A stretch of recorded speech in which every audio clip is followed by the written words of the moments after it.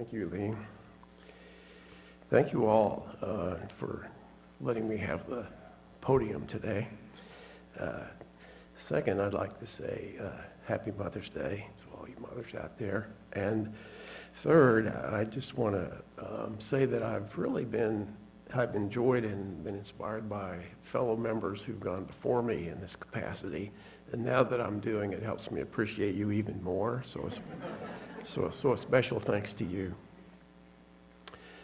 In mid-January this year, USA Today published 3 articles on successive days relating to events of a tornado-spawning storm system that occurred on January 13th, causing severe damage in 28 Alabama and Georgia counties. The last of the 3 articles included a quote by a local minister who said, "There are so many people hurting here right now that there is a mutual misery which requires a shared hope and a shared vision to help us to help each other through this."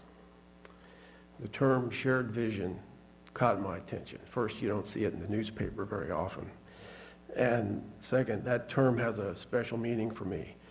In the last 12 years of my career as a clinical lab administrator, I was guided by the desire to learn and implement the ideas put forth in a book by Peter M. Senge titled The Fifth Discipline, The Art and Practice of the Learning Organization. Senge presents 5 disciplines needed to build a learning organization, which he defines as organizations where people continually expand their capacity to create the results they truly desire. One of the 5 disciplines of the learning organization is building a shared vision, which is what I would like to talk to you today about. At its simplest level, a vision statement is the answer to the question, what do we want to create? A shared vision binds people together around a common identity and direction. People who genuinely have a shared vision work successfully together, not because they have to or are told to, but because they want to. Brought together by their mutual misery, the residents in Alabama and Georgia naturally and quickly realized a shared vision of rebuilding their homes and communities. But how do you build a shared vision in the absence of a disaster that easily brings people together? Well, you may be familiar with President Kennedy's famous vision introduced in 1961 when he said, "By the end of the decade, we will put a man on the moon and return him safely to Earth." That powerful vision inspired and galvanized the whole nation. You may be familiar with the story of the medieval nobleman who queried 3 workmen about their activities. One replied, "I'm laying bricks." The second replied, "I'm making a wall." The third replied, "I'm building a cathedral."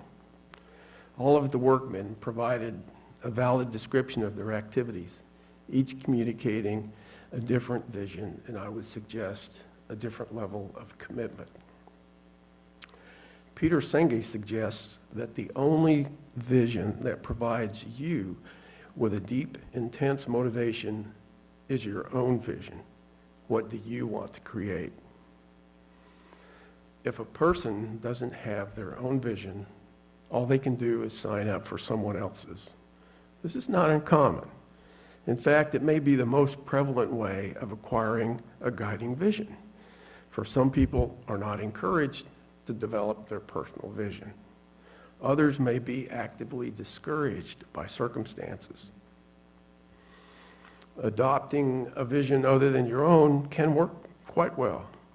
However, one of the downsides is that it usually results in a person demonstrating compliance or the appearance of compliance, but never a true commitment to their activities in pursuit of that borrowed vision. Sometimes we adopt a vision someone else has for us because we are truly committed, not to that vision, but to that other person's happiness. or we don't know ourselves well enough to understand what we truly want. Nothing about this approach is bad or wrong, and it can be very beneficial, especially when we're young. However, as we mature, we realize this approach usually doesn't result in the deep personal caring required to commit to a vision that represents what we truly want to create.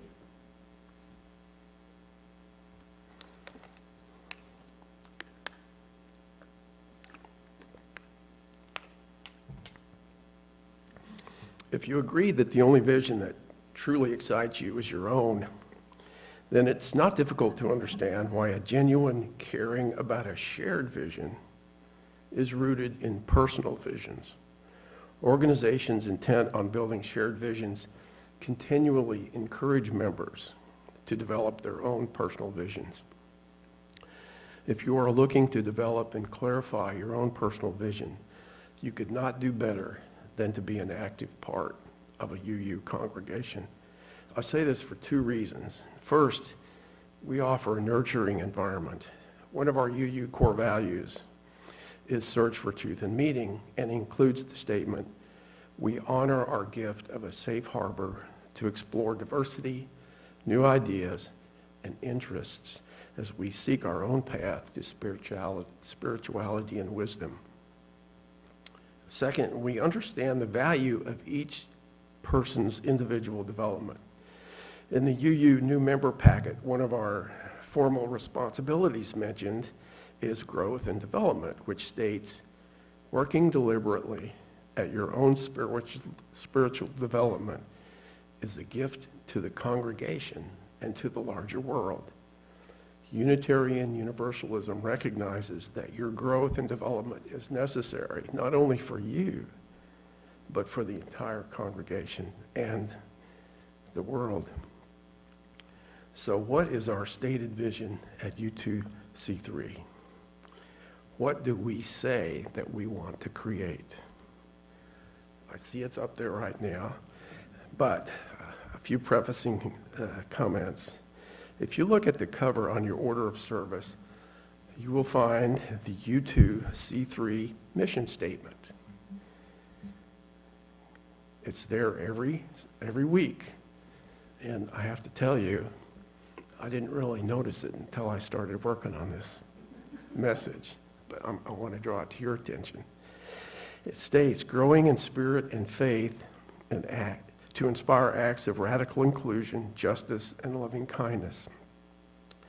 Neatly tucked into the mission statement, hiding in plain sight, is the U2C3 vision, which is, as shown on the slide, a world of radical inclusion, justice, and loving kindness. Taken together, what our mission and vision statements communicate is that we at U2C3 want to create a certain reality, a world of radical inclusion, justice, and loving kindness. By developing in ourselves and each other the abilities and motivation to live lives that promote our desired reality. It is not the object of this talk to tell you what a world of radical inclusion, justice, and loving kindness looks like. Each of us would describe it differently.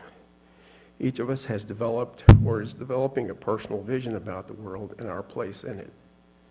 Unitarian Universalism, thankfully, provides a generous space of acceptance, which is in itself an act of radical inclusion, for an almost limitless number of truths and personal visions that are compatible with and support our stated vision. As a recovering Southern Baptist, I can't help but note the difference between UU and creedal religions. It's my experience that Unitarian Universalism is unique in that it promotes the development and expression of genuine personal visions, while creedal religions require your professed belief in unchanging, unprovable dogma, upon which is based universal truth. This truth, with a capital T, a big T, is the source of all answers to human situations encountered, not only in this life, but the next one.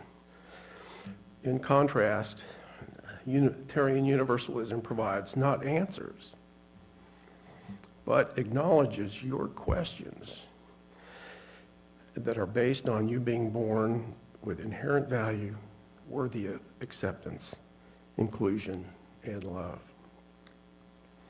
And along with validating your questions, you're offered encouragement, sharing, and support. So, does this mean we can believe anything we want, as some non-UU people might think? Well, no, that's not what it means. For we do have values, principles, sources, and a covenant of positive relations to guide us. I suggest, however, that we do have a special challenge as a Unitarian Universalist that a Christian or creedal-based religion does not have. In a creedal-based religion, alignment on a stated vision is a condition of being a member. But in a UU congregation that encourages all of its members to develop and express their personal visions, how do we join all of these separate individual visions to create a shared vision?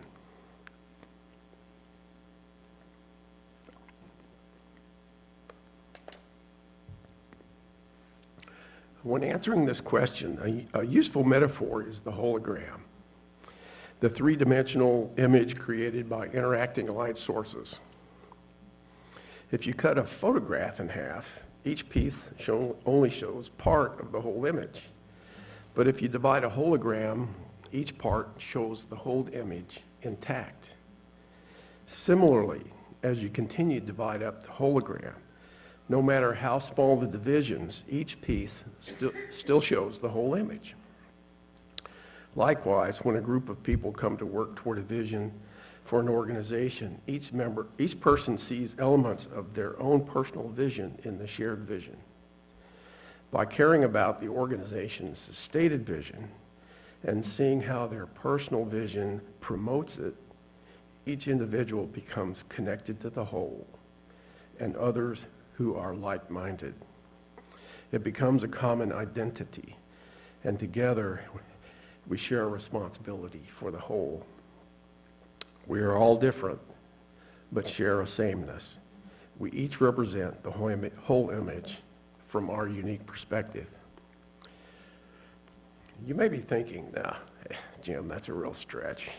I'm still confused about how I, with my personal vision and limited perspective, can represent the entire shared vision.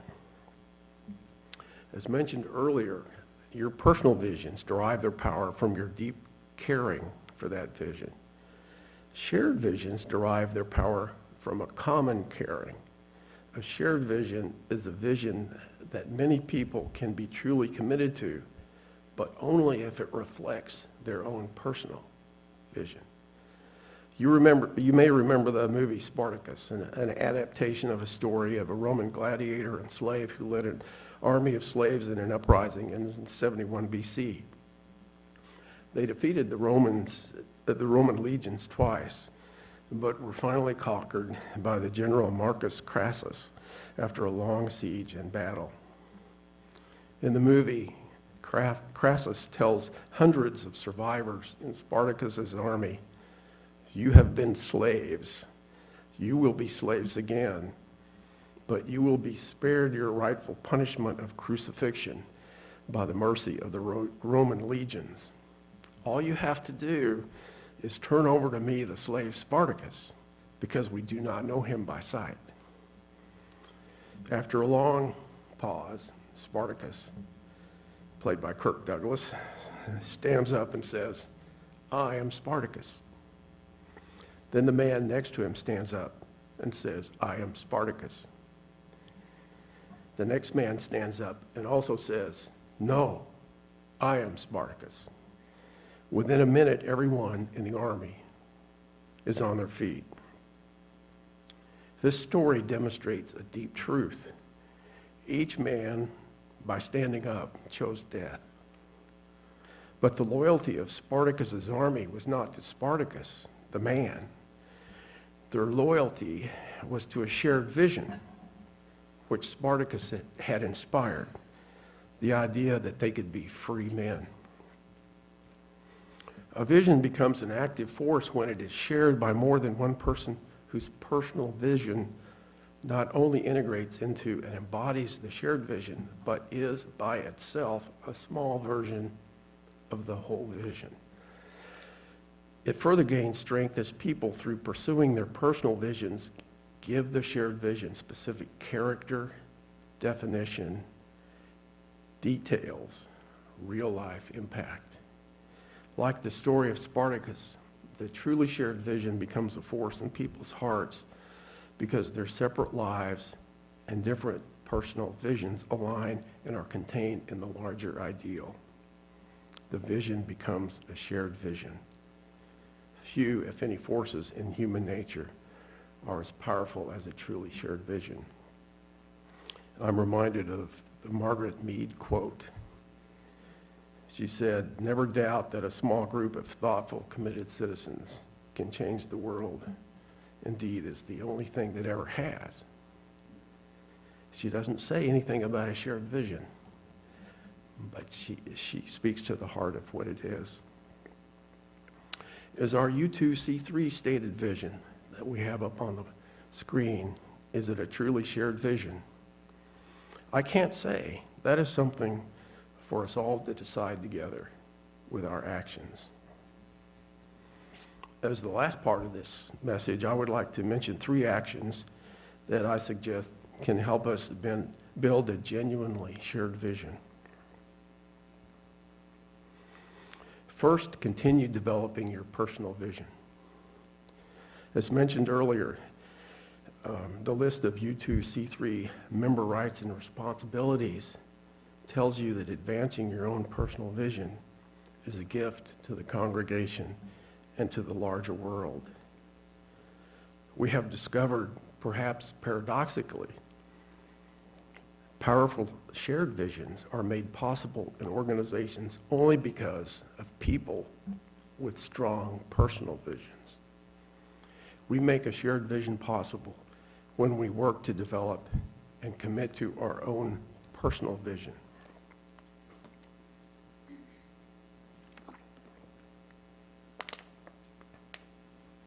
Second, periodically assess how your personal vision represents and integrates with our larger stated organizational vision. Appreciating how your personal aspirations and activities, your unique and singular though they may be, communicate and overlap with the larger organizational vision.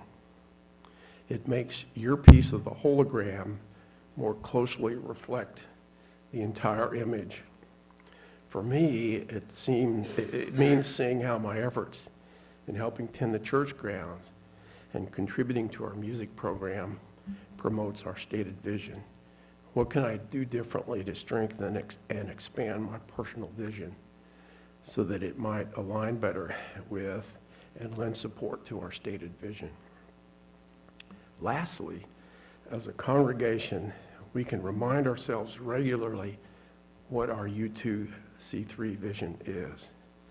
I suggest that keeping our vision top of mind will help us maintain a strong alignment of our day-to-day decisions and actions with what we say is important and why we exist as an organization. Taken all together, these 3 actions will help us realize a powerful shared vision and inspire acts that promote the world we truly desire. Thank you.